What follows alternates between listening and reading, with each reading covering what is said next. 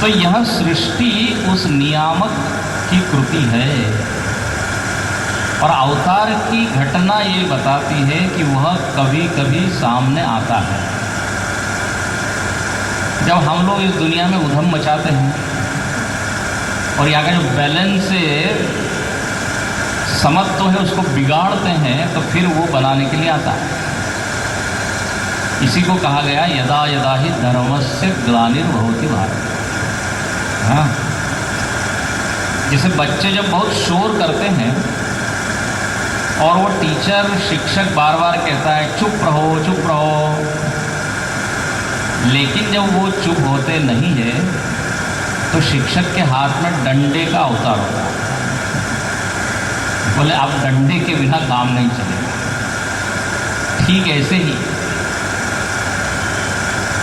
अंतर्यामी रूप से सबका वो नियमन कर रहा है, लेकिन जब अंदर के राम की बात हम नहीं सुनते तो फिर भगवान कहते हैं बाहर आके ही सिखाना पड़ेगा। और ध्यान से सुनना, अंतर्यामी राम जो है ना वो मित्रवत हमारा नियमन करता है, एक भाई की तरह, मित्र की तरह।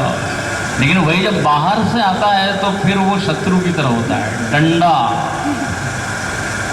फिर वो जो नियम तोड़ रहे हैं उसको मारता है।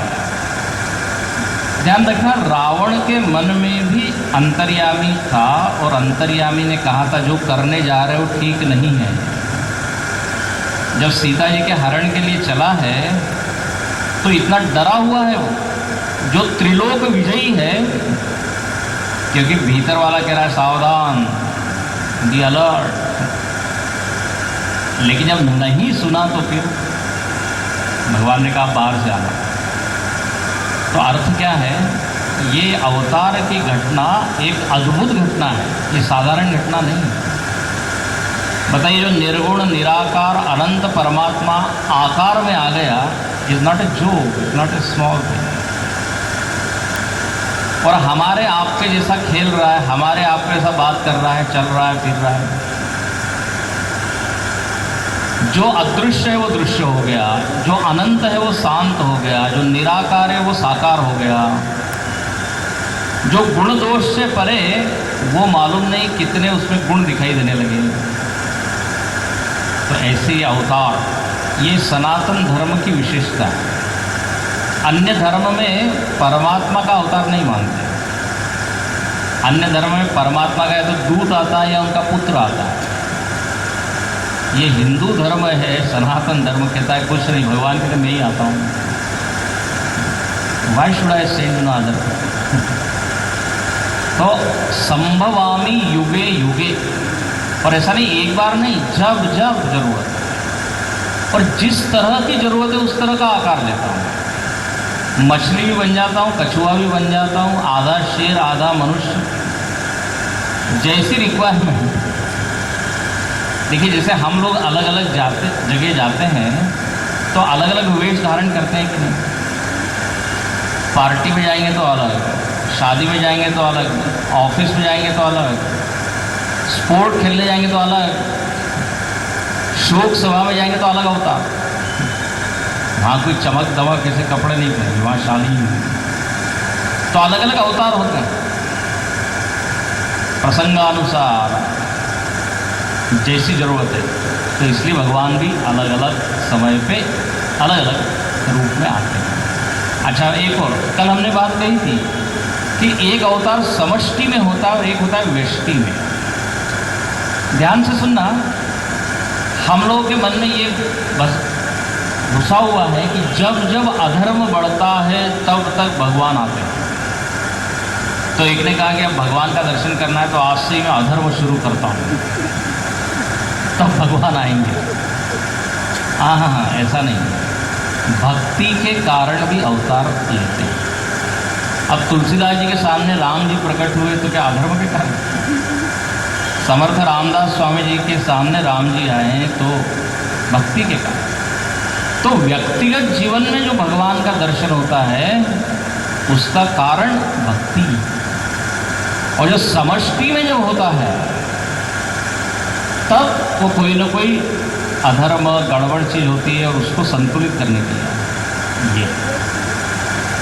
अब यहाँ पर भगवान का अवतरण हुआ। अब देखो, जब घर में जन्म होता है तो उसके बाद नामकरण संस्कार होता है। नामकरण, घर में बालक आया तो कुछ दिन तक तो उस बालक को अलग अलग नाम से पुकारते हैं, पप्पू, टप्पू, लल्लू, बल्लू, कुछ भी। लेकिन जब नाम हो जाता है फिर, तो यहाँ पर भी भगवान का नामकरण हुआ। नामकरण ना से 2-4 चौपाई में पढ़ता हूँ।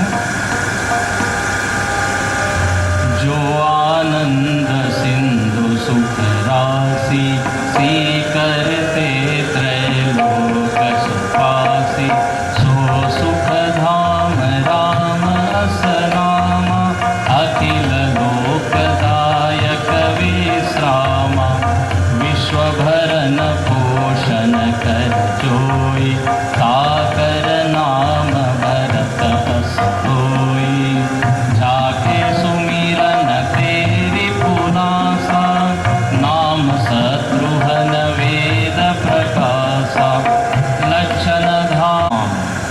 और राम का अर्थ क्या? तो बोले जिसमें सब लोग रम जाए उसको कहते हैं राम। संस्कृत में रम का अर्थ होता है आनंद, रमण करना। संस्कृत वाला रम है और दूसरी भाषा का रम नहीं, उसका अर्थ भी अलग होता है।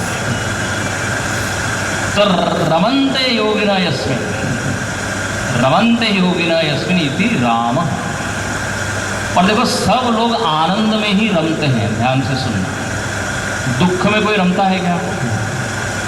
इसलिए आप बहुत सुंदर कहते हैं, जो आनंद सिंधु सुख राशि, जो आनंद का सागर है और जिसके एक बूंद से इंद्र इत्यादि बड़े खुश होते हैं।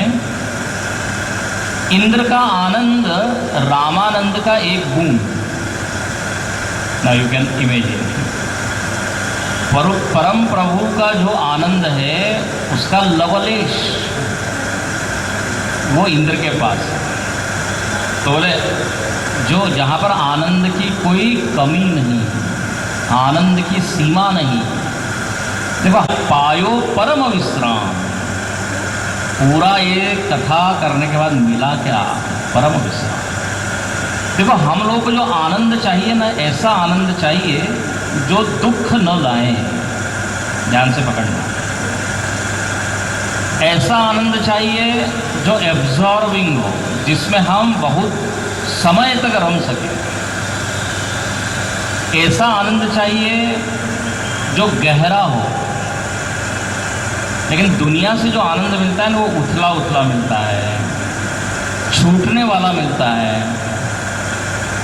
महाराज जी बड़ा अच्छा कहते हैं, स्वामी अखंडानंद जी, कि हम ऐसा आनंद चाहते हैं जिसको हम न छोड़े और जो हमको न छोड़े। ठीक है कि नहीं?